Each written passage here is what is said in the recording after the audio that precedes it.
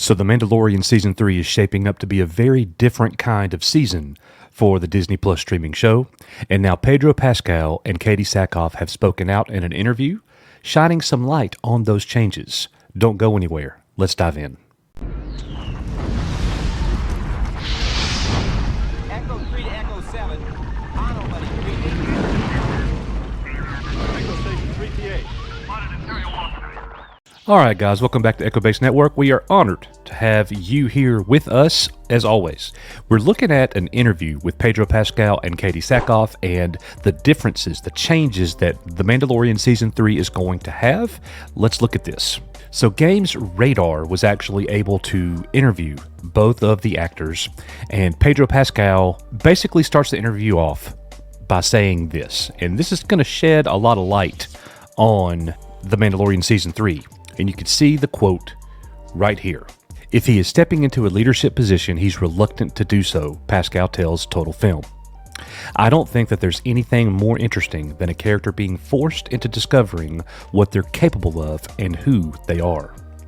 That part has been really fun. Also, from my point of view, there's so many searchable ways to find the tonality of that. I just try to achieve the subtleties of that kind of character development. So what does that tell us?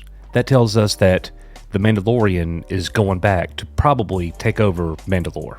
Something that he is reluctant to do, but he is determined to clear his name, if you will, by, because he took his helmet off. We know that. He's actually taken his helmet off multiple times. The armorer doesn't know that Pedro Pascal's Din Djarin He's been a bad boy. I mean, if she knew that he had taken his helmet off as many times as he actually has, wow.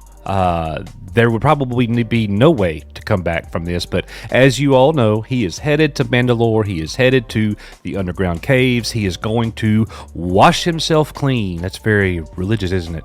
So yeah, that's what's going to happen with Mando, and Din Djarin's Pedro Pascal's actually shining light on that. But what did Katie Sackhoff have to say? While Mando steps up, Bo-Katan is dealing with the disappointment of not taking back the Darksaber.